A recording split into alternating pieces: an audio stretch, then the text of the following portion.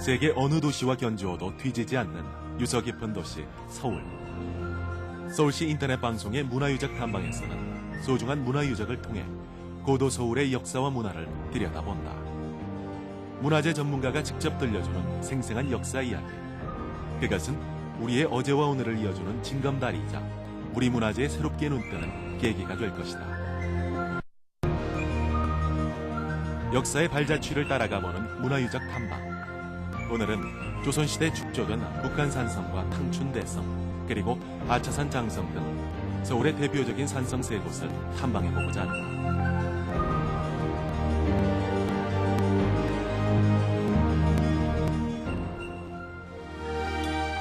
조선시대 서울의 산성은 국가의 중심이자 왕권의 상징인 궁성과 도성을 축조한 후 유리한 지형 조건을 이용해 왕실과 도성 안의 백성을 보호하고 유사시 방어체계를 구축하기 위해 축조됐다. 즉, 평화롭고 안락한 생활을 누릴 때는 평지에서 농경을 비롯한 생업에 종사하고 전쟁이나 내란이 일어나거나 도적의 무리가 횡행할 때는 산성으로 들어가 방어체계를 구축했던 것이다. 이 시간에는 조선시대 수도 방위를 위해 축조됐던 북한산성과 탕춘대성, 그리고 최근 새로운 문헌이 발견되면서 조선시대 목장성으로 그 중요성이 부각되고 있는 아차산성을 서울시 시사편찬위원회 나각순 교수와 함께 탐방해보도록 한다. 예, 여러분들이 지금 바라보이는 곳은 바로 그 삼각산의 그 동장대에 와 있습니다. 자, 멀리 저 뒤쪽으로는 서울시가지가 하늘에 다 들어오고 있고요. 바로 이제 안쪽으로는 그 북한산성의 안쪽이 연꽃 모양으로 생긴 모습이 전경이 다 들어오고 있습니다. 바로 이곳을 서울의 진산, 또 할아버지 산이라고 얘기하고 있고, 여기서 산줄기가 뻗어서 북악산, 인왕산, 낙산, 남산 등으로 산을 이루면서 서울 도성을 지키는 이런 아주 요새지로서 삼국시대부터 지금까지 그 명맥을 유지하고 있는 아주 자연스럽고 우리가 자랑스럽게 느끼는 바로 경승지죠. 삼각산은 신증 동국 여지 승남과 북한지에 따르면 인수, 백운, 만경세 봉우리가 우뚝 솟아 세기뿔처럼 생겨 붙여진 이름으로 1983년에 도봉산을 포함해 북한산 국립공원으로 지정되기 전까지는 이 이름으로 불리워졌다. 대표적인 이름이 가장 오래된 연호로 등장하는 것이 부아악이라고 합니다. 즉 어린 아이를 업은 모습의 이런 정태의 산이라는 얘기죠. 그 모습은 지금도 인수봉 뒤쪽에 보이는 작은 안봉이 인수봉 뒤에 붙어있는 모습을 통해서 우리가 이해할 수가 있습니다. 바로 이것이 백제의 시조인 온조왕이 이곳에 올라서 도읍을 정할 만한 곳이 어느 곳인가를 살펴본 곳으로서 유명한 곳이죠. 숙종 37년 4월에 착공해 다음해 10월에 완성된 북한산성은 성곽의 길이가 도성의 4분의 3에 해당하는 총 12.7km의 장대한 성곽으로 서울의 방어시설을 완벽하게 갖춘 대역사였다. 이러한 북한산성에 있는 시설물 중 가장 중요한 곳 하나가 바로 동장대였다. 북한산성에는 총 3개의 장대가 있었는데 장대라는 것은 장수의 지휘소로서 이처럼 관망하기 좋은 곳에 설치돼 있었다. 그리고 특히 동장대는 이들 3곳의 총지휘소 역할을 했기 때문에 전략적으로 아주 중요한 곳이었다. 신라 때 보면은 신라가 이제 삼국통일 전쟁 과정 속에서 한강유역을 차지하면서 진흥왕이 또 이 산줄기에 올라와 가지고 진흥왕 순수비를 세우게 됐던 곳이죠. 그리고 또 고려시대에 보면은 최영 장군이 이곳에 와서 바로 외군을 부리셨던 이런 또 연원을 가지고 있는 아주 요새지로서 그 명성이 있었던 곳이기도 합니다. 더 나아가 조선시대에는 이제 서울 도성을 방어하는 이런 기능을 더욱더 강고히 하기 위해서 바로 조선 숙종년 간의 북한산성을 쌓으면서 지금과 같은 요새지의 모습을 잘 볼 수가 있게 되죠. 북한산성에는 축성 당시 14개의 성문이 있었다. 1개소의 수문과 6개소의 성문과 앞문, 그리고 중성문이 그것인데 이 중 북문, 대동문, 대서문, 대성문, 중성문의 5개 문은 높이 11척에서 13척, 너비 13척에서 14척으로 홍해와 초루가 설치됐고 소동문, 소남문, 용암문 등 9개 문은 높이 약 7척에 너비 7, 8척 내외로 높고 낮음이 일정하지 않았으며 또 수문은 높이 16척, 너비 50척 규모였다.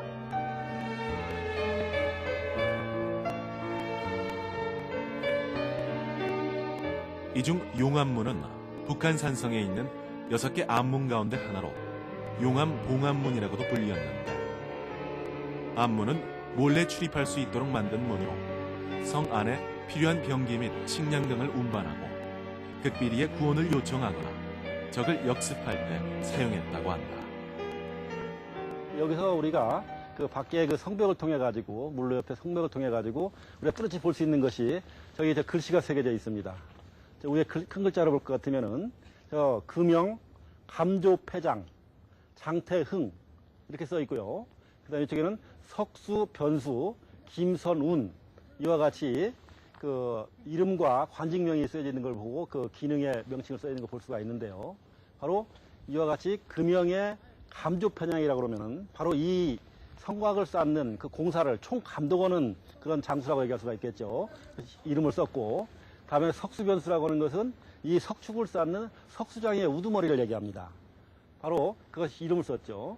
이와 같은 것은 그 당시 바로 이와 같이 커다란 국가적 차원에서의 대토목공사를 하는 데 있어서 소홀히 할 수 없고, 아울러 그 실명제를 통해 가지고 뚜렷한 책임의식을 부과시키는 이런 형태를 우리가 상징적으로 볼 수 있는 그 하나의 그 암각글씨라고 볼 수가 있어요. 소남문이라고도 불리는 대남문은 용암문에서 대동문을 거쳐 보국문, 대성문을 지나 위치해 있는데, 4km에 이르는 이 구간은 백운대와 인수봉으로 이어지는 삼각산 주능선과 일치하는 곳으로 휴일이면 하루 10,000명 이상의 등산객들이 몰려 북한 산성의 전 구간 가운데 가장 훼손이 심한 곳이었다. 그러나 1990년대 이후 서울시에서 정비 복원 공사를 시작해 지금의 모습으로 다시 태어나게 됐으며, 다른 곳들도 계속해서 복원 사업을 진행하고 있다. 북한산성 복원 사업은 우선 1단계 사업으로 1991년부터 1999년까지 대남문, 대성문, 대동문 등 3개 성문과 성곽 450m를 복원했고, 보국문과 동장대 정비공사가 완료됐다.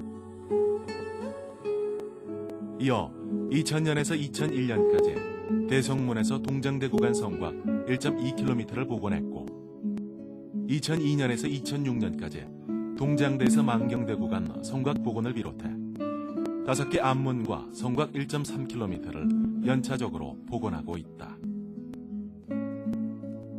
숙종 37년에 대대적으로 진행된 북한산성의 축성공사는 훈련도감, 금위영, 어영청의 3군문이 담당했다.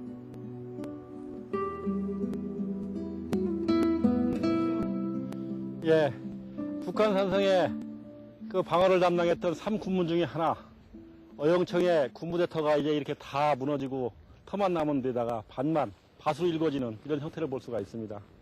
곳곳에 이와 같이 기와 파편들을 많이 남기고 있죠. 이것이 곧 커다란 군 병영터였던 것을 확인해주는 유일한 자료가 아닌가 합니다. 비록 아래 위에 커다란 그 축들을 통해 가지고 많은 병영터가 있었고 거기에 군사들이 많이 있었으리라는 걸 짐작할 수가 있지만, 세월이 흘러 이렇게 폐허만 남아 있는 이런 상황이군요.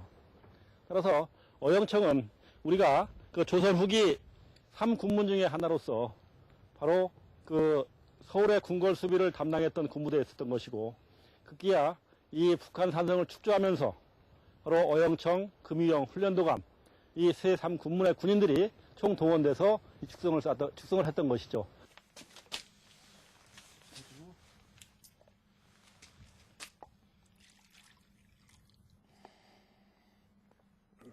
시원합니다.